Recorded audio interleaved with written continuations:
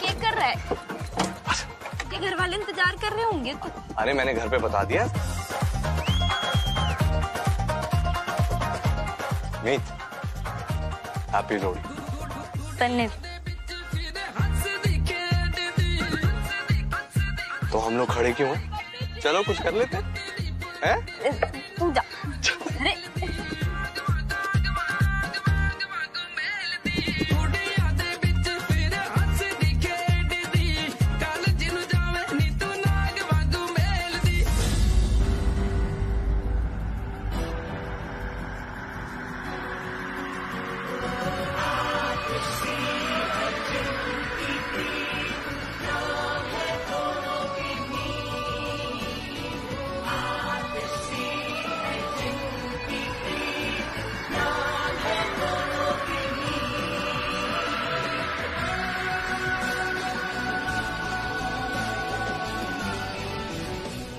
बेटा, आज तुम एक बहुत अच्छे काम के लिए जा रहे हो। मेरा आशीर्वाद तुम्हारे साथ है। जैसे बेटा।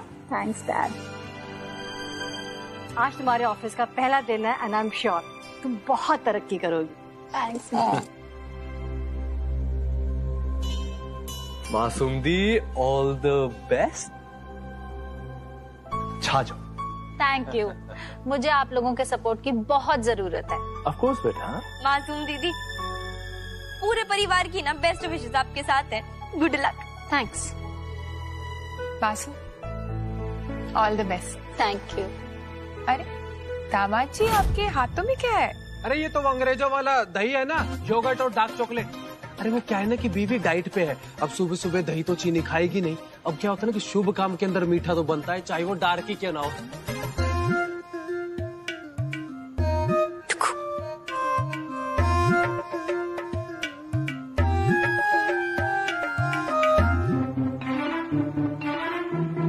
मम्मा नीचे आओ।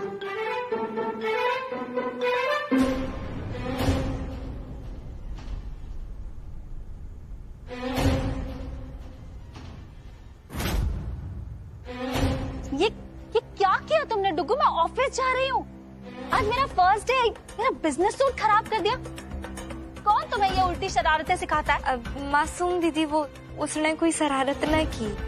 वो मैं नहीं कहा था उसे आपको टीका लगाने। मतलब हमारी तो रीत और परंपरा है ना कि कोई भी अच्छा काम करने जाओ तो माथे पे तिलक लगा के जाना चाहिए। इससे कामयाबी माथा चूमती है। ओ प्लीज, ये जो अपने आउटडेटेड थॉट्स है ना, ये तुम अपने आप तक ही रखो। कॉर्पोरेट जॉब में सक्सेस टैलेंट के बेसिस पर मिलती है। ये टीका कुमकुम और जादू टोना से नहीं मिलती।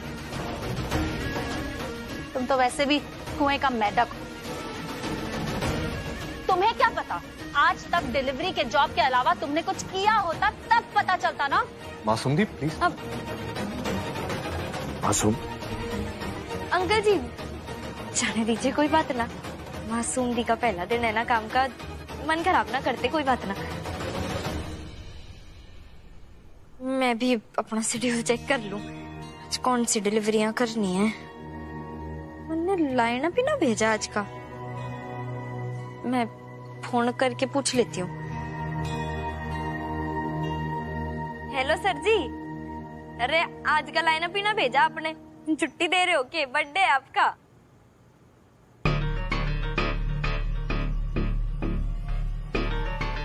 क्या? ना बेटा, मैंने तेरे बॉस से कुछ ना कहा। फिर उन्हें तो मेरे काम ते भी कोई शिकायत ना थी, बल्कि वो तो बड़े खुश थे मेरे काम ते।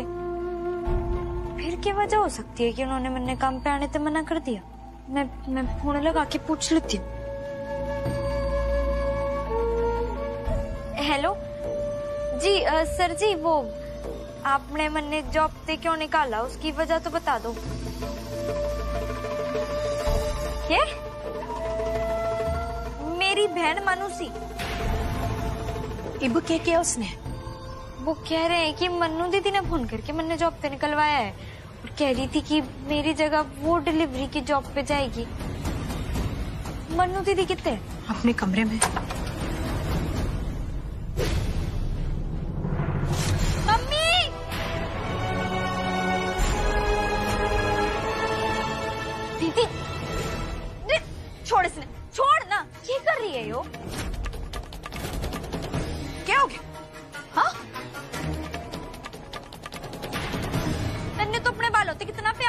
कैंची क्यों चला रही है बालों पे? मम्मी देखना कैसी हरकत कर रही है।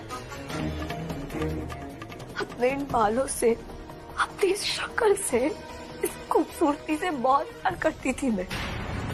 ना प्यार की इन सब चीजों के अलावा मुझे कुछ और नहीं दिखता था। इस खूबसूरती ने मुझे घमंडी और बदतमीज बना दिया।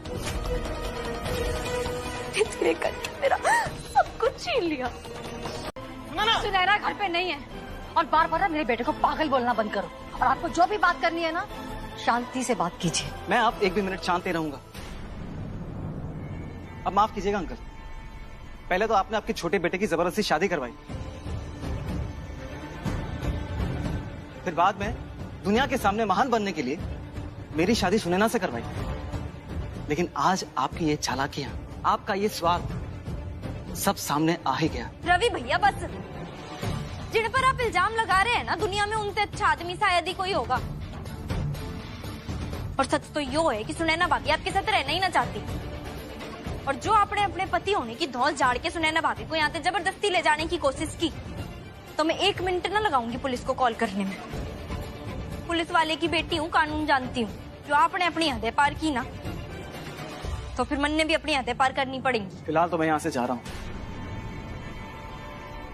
लेकिन याद रखना, मेरे साथ और सुनैना के साथ आपने ठीक नहीं किया।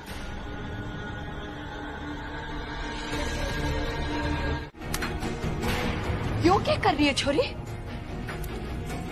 अपने बीते हुए कल को जला के खत्म करने की कोशिश कर रही है, क्योंकि मेरे बीते हुए कल ने सिर्फ मुझे गुमराह किया, गलत सीख दी है।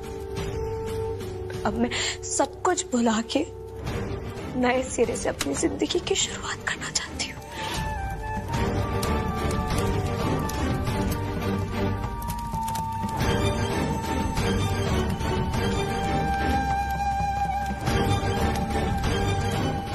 आंटी जी, आंटी जी,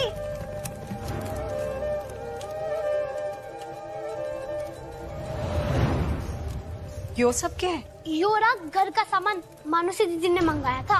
तुम दोनों सारा सामान ले आए ना? कुछ छूटा तो नहीं? सब कुछ ले आए। सब कुछ ले आए। लाओ तो इधर। आंटी जी, हम फिर चलते हैं। चलते हैं। हाँ, चल राम चल। मम्मी, ये दादी के लिए मैंने दवाइयाँ मंगवाई है, मैं उन्हें खुद दे देती। और मैं जानती हूँ कि दादी आज भी मुझसे बहुत नाराज है।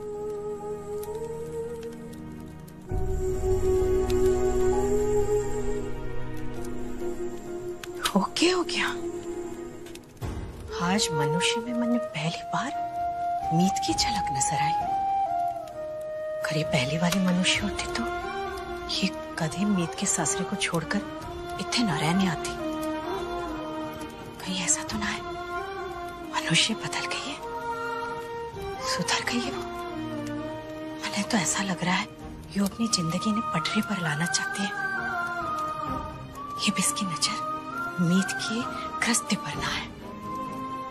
हे माता रानी, बस ऐसा ही हो, मैंने और कुछ ना चाहिए। क्यों, मेरे पास और कोई काम ना है कि जो तेरे साथ मेमोरी बनाती रहूंगी? मन ने तेरे साथ ना जाना बाबा ना, मैं तो ना जा रही। देखो देखो देखो देखो, मालूम है मुझे तुम शाहबाद की डॉन हो, लोग तुम्हें मीत उस्ताद बुलाते, तुम्हें किसी की जरूरत नहीं है, तुम अपने सारे काम खुद कर लेती हो। लेकिन आज कॉलेज का पहला दिन अकेले जाओगी, मैं छोड़ाता हूँ। ऐसी बात है तो मैं अकेले ना जाऊंगी, पर मन ने तेरे साथ ना जाना। अच्छा, तो तुम मेरे साथ नहीं जाओगी? तुम मेरे साथ नहीं जाओगी तो फिर किसके साथ जाओगी? हर बात में तन्ने क्यों बताऊं? मतलब हर चीज बताना जरूरी है? मैं ना बता रही, तू ना बस इतना जान ले कि है कोई बहुत खास, तेरे ते ना 100 गुना ज्यादा खास। मुझसे भी ज्यादा 100 गुना खास? तो ठीक है, जाओ, उसी के साथ जाओ, जो करना है करो, आई डोंट केयर, मुझे कोई फर्क नहीं पड़ता। गो, बी हैप्पी, गो। गुस्से थे ना लाल गुब्बारे की तरह मुंह फूल गए तेरा। तेरा नाम ना दौड़ू राम ना, बल्कि गुस्सैल राम होना चाहिए। देखो तुम ना ये मुझे ये दौड़ू राम बुलाना बंद करो। और क्या ये तुमने नया नाम रख दिया गुस्सैल राम? ये सब नाम रखने मेरे बंद कर दो, वरना ना मैं ना तुम्हारा नाम ये मीत उस्ताद से बदल के अकड़ू मीत रख दूंगा। और क्या बोल रही थी तुम? जा रही हो ना किसी और के साथ, तो जाओ जाओ, मुझे कोई फर्क नहीं पड़ता। आई डोंट केयर, गो गो गो गो। ये इतना गुस्सा तू, शांत हो जा, सुन मेरी बात। मैं नहीं सुन रहा तुम्हारी बात। अरे सुननी पड़ेगी। मैं नहीं सुन रहा तुम्हारी बात। सुननी पड़ेगी। मैं नहीं सुनूंगा तुम्हारी बात। सुननी पड़ेगी। अरे सुनना। नहीं नहीं, मुझे कुछ सुनाई नहीं दे रहा, तुम्हारी कोई बात नहीं सुनूंगा मैं। नहीं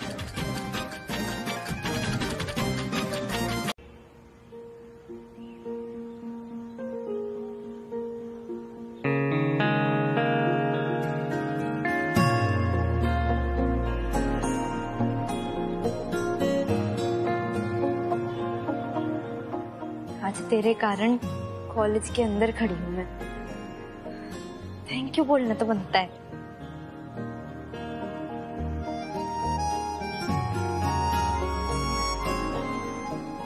ये करूं, कॉल करके थैंक यू बोलूं कि वॉइस मैसेज भेज दूं? ना, कॉल करूंगी तो सोचेगा कि मैं उसमें मिस कर रही हूँ। वॉइस मैसेज भेजूंगी तो सोचेगा कि इतनी अकड़ कॉल भी ना किया।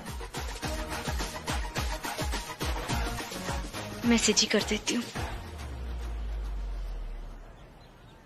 तोड़ू राम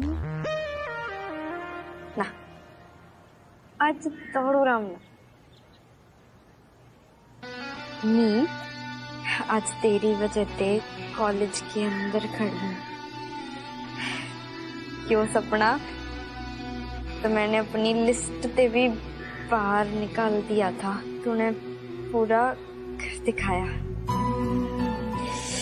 बड़ा वाला थैंक यू, तू बहुत प्यारा है ना। प्यारा ना बोलती, प्यारा बोलूंगी ना तो उछल के 7वें आसमान पे चढ़ जाए।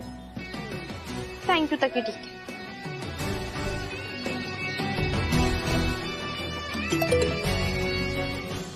यो किसका मैसेज आ गया? ये लोग मुझे मार देंगे। मैं पुलिस को नहीं बता सकती, नहीं तो मेरे घर वालों की जान खतरे में पड़ जाएगी। प्लीज हेल्प मी तो उस्ताद। क्यों, कौन है इसने? मेरा नाम पता है पर नंबर तो जाना पहचाना ना है। क्लास का पहला दिन है, मैं लेट तो ना हो सकती। प्लीज मेरी मदद करो, तुम ही मेरी आखिरी होप हो। प्लीज नामीत, अगर क्लास के लिए लेट हुई तो टीचर से डांट पड़ेगी, पर अगर मदद करने में देर हो गई तो अपने पापा से कभी नजरें ना मिला पाएगी। उन्होंने सिखाया है कि इंसानियत का फर्ज सबसे बड़ा होता है। अगर इसने सचमुच तेरी मदद की जरूरत हुई और तू ना पहुंची तो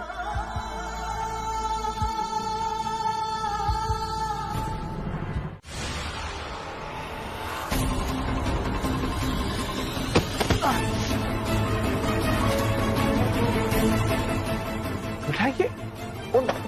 अरे बेटा, बेटा क्या हुआ? अरे क्या होगा तुझे? उठिए उठिए। कॉल कैसे हुआ बेटा? अरे राम, मीत, नीचे आओ। ओके प्राची। अभी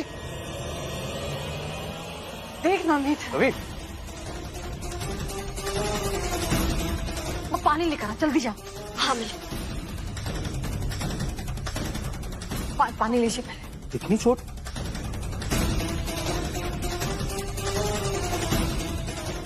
बेटा तुम बताते क्यों नहीं, तुम्हें ये चोट लगी कैसे? किसी झगड़ा हुआ क्या? चाचू वो अभी कुछ भी बोलने की कंडीशन में है नहीं। मैं डॉक्टर को फोन लगाता हूँ। जी। नहीं प्राची, ये पुलिस केस है, पुलिस को फोन लगाना पड़ेगा। जी लगाइए पुलिस को फोन और बताइए कि इन सब में मीत खुदा इन्वॉल्व है।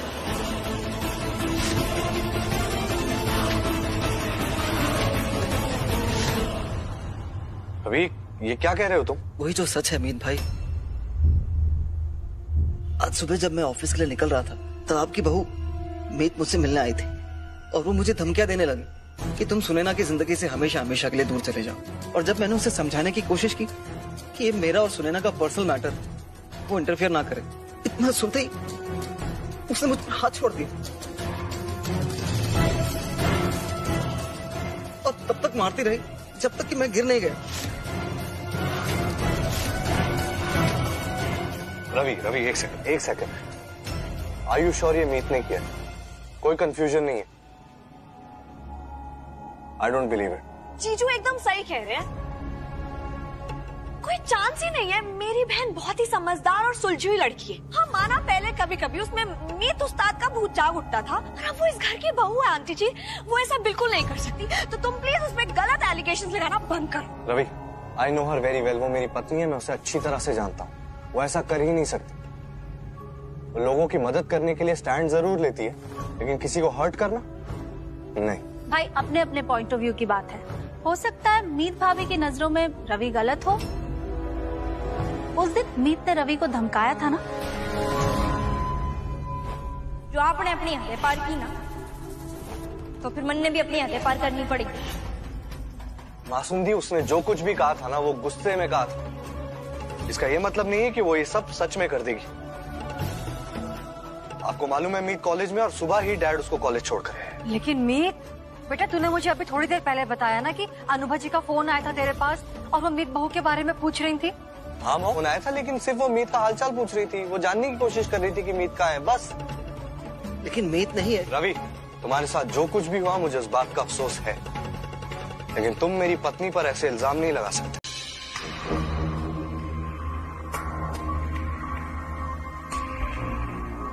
तुमने जैसे कहा था ठीक मैंने वैसे ही किया, but I don't think so कि वो अपने घर की मेंबर, आई मीन मीत हुडा की बात काट कर मेरी बात पर यकीन करेंगे।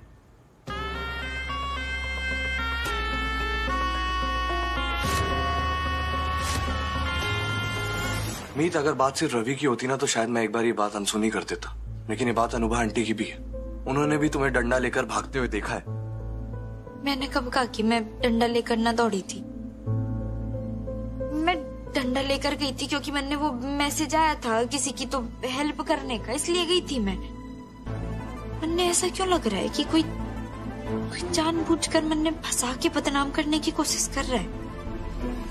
वो झूठ नहीं बोल रहे, और ये साबित करने के लिए मेरी गुंडी बहन के पास कोई प्रूफ नहीं हो। शाहबाद से चंडीगढ़ महंत जी के पास मम्मी को भेजने वाली मैं थी। मीत के वो 2 छोटे बंदरों को कॉलेज भेजने वाली भी मैं ही थी। फिर दुनिया जाए भाड़ में, तन्ने तो मेरे पे भरोसा करना चाहिए ना। मीत, मैं कोई यूं ही ये सब नहीं सोच रहा हूँ। हाँ, और तुमने पहले ऐसा किया है ना। हाँ, तुमने पहले ऐसा किया है मीत। तुम गुंडागर्दी पे उतर जाती हो, लोगों से भिड़ जाना, उनसे पैसे वैसे छीनना, अपनी गुंडागर्दी करना, हाथापाई करना, तुमने किया है, पहले किया है ना। तन्ने सच में लगता है कि यो मैंने किया है? मीत मीत मीत मेरी बात सुनो। मीत, तुम सिचुएशन समझने की कोशिश करो। मीत मीत, तुम कई बार ऐसा कर देती हो। ईशा वाली सिचुएशन में तुम घर में किसी को बिना बताए घर से बाहर चली गई थी, उन लड़कों से अकेले डील करने। उस दिन इतनी बड़ी प्रॉब्लम हो गई थी मीत, अगर मैं नहीं आता तो क्या होता। देखो मीत, क्या होता है ना कि इंसान कभी कभी अपना कंट्रोल, अपना आपा खो बैठता है। हाँ, और तुमने आज भी जो कुछ भी किया है वो सिर्फ सुनैना भाभी और तेजवीरे के कंसर्न में ही किया ना। तुमने जाके रवि को पीट दिया, लेकिन कम से कम रवि का पॉइंट ऑफ व्यू समझने की कोशिश तो करो। उसने सुनैना भाभी से शादी की है मीत। मीत, तुमने कुछ सोचा नहीं समझा नहीं, उसको इतनी चोट पहुंचा दी। सुनैना को पाने के लिए ये चोट कुछ भी नहीं है। मैं एक बार उसे खो चुका हूं, पर इस बार उसे पाने के लिए मैं कोई भी हद तक गुजर सकता हूं। पर तुम्हारी अपनी बहन से क्या दुश्मनी है? तुम्हें क्या मिलेगा उससे सबकी नजरों में गिरा के? मुझे मिलेगा मीत अहलावत। ये सब करने से मीत और मीत अहलावत के बीच बढ़ेंगी मिसअंडरस्टैंडिंग। मेरी बहन मीत अहलावत से जितना दूर रहेगी, उतने ही मेरे चांसेस बढ़ जाएंगे मीत अहलावत के करीब आने के।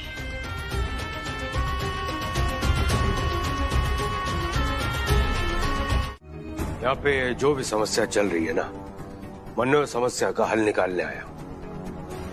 आपकी जो छोटी बहू मीत है ना, उसको पंचों के सामने हमारे दामाद से यानी कि रवि से माफी मांगनी होगी।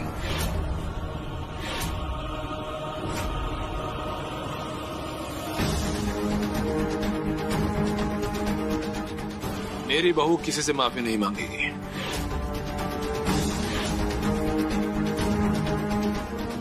रवि के साथ जो कुछ भी हुआ उसके लिए मेरी बहू जिम्मेदार नहीं है। और उसने साफ तौर पर यह बात कही है कि उसने रवि को चोट नहीं पहुंचाई, और एक बार उसने ऐसा कह दिया तो मुझे अपनी बहू पे पूरा यकीन है। और भाई साहब, आप भी तो जानते हैं कि हर बार आंखों देखा सच नहीं होता, इसलिए मेरी बहू माफी नहीं मांगेगी। बात को समझने की कोशिश कीजिए। बेहतर यह होगा कि बातचीत करके बात को यहीं दबा देते हैं। देखिए, अगर बातचीत करके मामला हल हो जाता तो मैं मान जाता, लेकिन आप उस चीज की माफी मंगवाना चाहते हैं मेरी बेटी से जो गलती उसने की ही नहीं है। इसलिए भाई साहब, मेरी बहू किसी भी तरह की माफी नहीं मांगेगी। मीत माफी मांगेगी।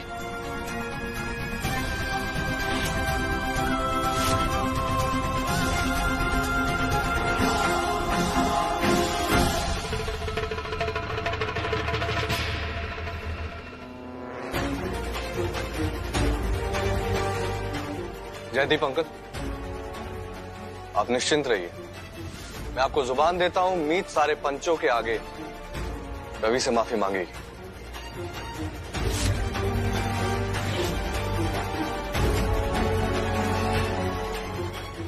मन ने ना एक अननोन नंबर पे मैसेज आया था और मैसेज पता नहीं कितने गायब हो गए, मिल ही ना रहे।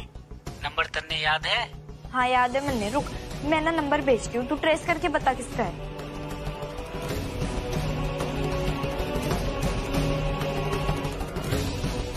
जो भी मेरे साथ चालाकी करने की कोशिश कर रहा है ना, आज तो उसने ढेर करके रहूंगी।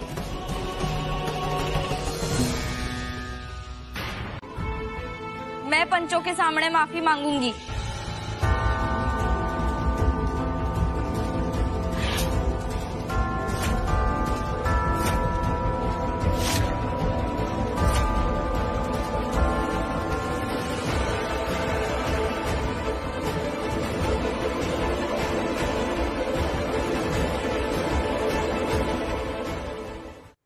बच्चे, तू ये क्या करने जा रही है?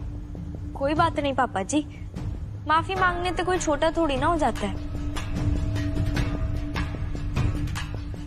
जयदीप अंकल जी, आप ना बिल्कुल परेशान मत होइए, मैं आपके दामाद जी से माफी मांग लूंगी।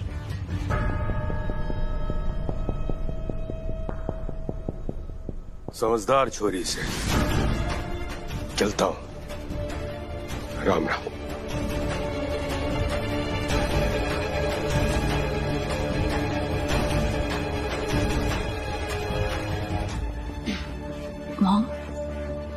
Mom please don't mind it, but आपकी ये जो गुंडी बहू है ना, उसकी वजह से आज पहली बार डैड और भाई के बीच आर्ग्यूमेंट हुई है।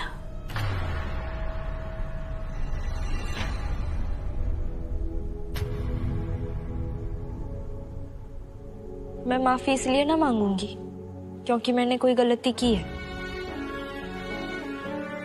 बल्कि इसलिए मांगूंगी क्योंकि तूने जबान दी है। तन्ने यकीन है ना कि रवि भैया को मैंने पीटा है? इतना ही जान पाया है ना तुमने?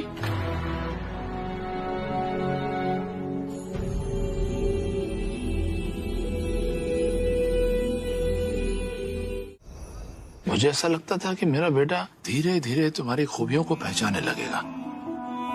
तुमने तो हमेशा इस शादी में अपना 100% दिया, उसकी जायज नाजायज सारी बातों को समझा, लेकिन उसने फिर बाद में मुझे ऐसा लगा कि नहीं, वो भी इस शादी में कंट्रीब्यूट करने लगा है। अब वो तुम्हें भी समझने लगा है, जानने लगा है कि तुम एक्चुअली हो कैसी। फिर अचानक मुझे ऐसा लगा कि उसने मुझे गलत साबित कर दिया। मुझे ऐसा लगा जैसे मैं अपने ही बेटे को पहचानता ही नहीं हूं। कैसे वो इस बात को नहीं समझ रहा है कि तुम उस गलती की माफी मांग रही हो जो तुमने गलती की ही नहीं? कैसे वो तुम्हारी आंखों में सच्चाई देख ही नहीं पा रहा है? मॉम, जब मैं मीत की आंखों में देखता हूँ ना, तो मुझे ऐसा लगता है जैसे वो सच कह रही है। कहीं ऐसा तो नहीं कि मैं मैं उसे गलत समझ रहा हूँ। बेटा, खुद अनुभा जी ने अपनी बेटी मीत को हाथ में डंडा ले जाते हुए देखा है। अगर मीत बहू सही होती ना तो वो सच के लिए लड़ती, ना कि हथियार डाल के पंचों के सामने माफी मांगने के लिए तैयार हो जाती। मॉम, मीत माफी मांगने के लिए इसलिए तैयार हुई है क्योंकि मैंने जुबान दी थी। लेकिन अगर मीत का कोई कसूर ही नहीं हुआ तो, अगर वो मेरी वजह से माफी मांग रही हो तो फिर मैं उसके साथ बहुत गलत कर रहा हूँ मॉम। उसने कुछ ना किया। वो जो पैकेट आपने मिलाया ना वो मेरा है। मॉम, आपको याद है वो ड्रग्स वाले केस में जब मुझे पुलिस स्टेशन उठाकर ले गई थी, तब मीत ने बिना सोचे समझे सारा का सारा इल्जाम अपने ऊपर ले लिया था। मॉम, मीत ना हमेशा खुद से पहले दूसरों के बारे में सोचती है। इसीलिए मुझे बार बार लग रहा है कि कहीं मैं मीत पे भरोसा ना करके गलती तो नहीं कर रहा हूँ मॉम। दौड़ू राम मेरे पे भरोसा ना कर रहा क्योंकि उसने डर है कि कहीं आपने कुछ झेलना न पड़ जाए। उसने आपकी रिस्पेक्ट की परवाह है। आप उसे दोषी न ठहराइए। मन ने उससे कोई शिकायत न है। ये क्या हुआ? ये तुम्हारे हाथ में चोट कैसे लग गई? कुछ ना, वो छोटी सी खरोच है तो मैंने पट्टी बांध ली। पट्टी बांधी? कल सुबह सबसे पहले तुम डॉक्टर के पास जाओगी और टेटनस का इंजेक्शन लगवाओगे, ठीक? पापा जी, इंजेक्शन? क्या इंजेक्शन? नहीं, तुम्हें जाना होगा और इंजेक्शन लगवाना होगा। दैट इज इट, समझी?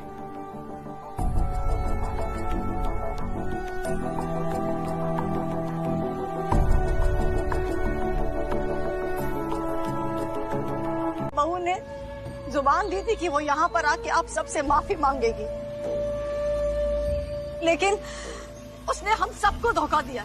लेकिन उसकी सजा आप लोग मेरे बेटे को नहीं दे सकते। इसमें कोई शक नहीं है कि आपके परिवार की ईमानदारी और सच्चाई यहाँ आने पर नजर आ रही है। लेकिन एक बात ये भी सच है कि हम पंचों की बातों को नजरअंदाज आपके परिवार के एक सदस्य ने ही किया है और हमारा अपमान किया है। इसकी जिम्मेदारी आपके परिवार पर ही होगी। आपके मुंह पर कालिक नहीं लगाई जाएगी, लेकिन आपके परिवार में से किसी एक सदस्य को सर झुकाकर माफी मांगनी होगी। और अगर माफी नहीं मांगी तो पूरे अहलावत खानदान को इस समाज से बायकॉट कर दिया जाएगा। अब आप लोग अपने परिवार में तय कर लीजिए कि किसको माफी मांगना है। मैं मांगूंगा। मैं मांगूंगा ना माफी। मेरे होते आप ऐसा कुछ नहीं करेंगे। मैं हूं डैड। Please bye.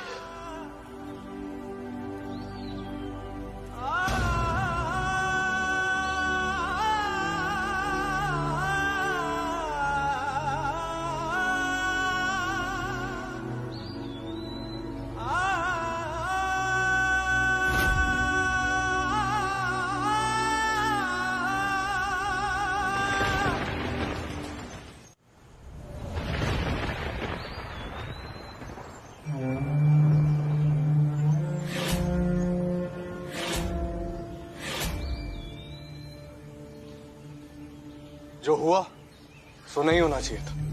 जो हुआ वो ना होना चाहिए था। मैं शर्मिंदा हूं कि मेरी पत्नी मीत ने रवि पर हाथ उठाया और माफी मांगने की जुबान देने के बावजूद आज वो यहाँ नहीं पहुंच पाई। मैं शर्मिंदा हूँ कि मेरी वजह से मेरे पति ने सबके सामने माफी मांगनी पड़ी।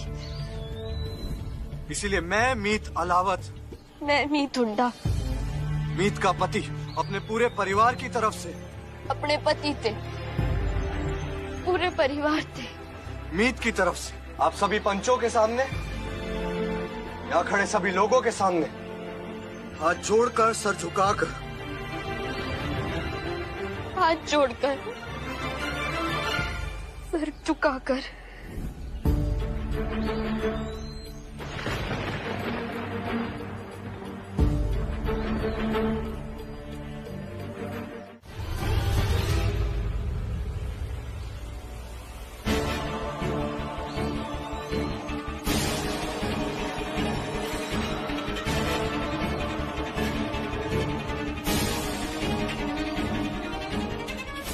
माँ से बेहतर अपने बच्चे ने कोई ना जाने।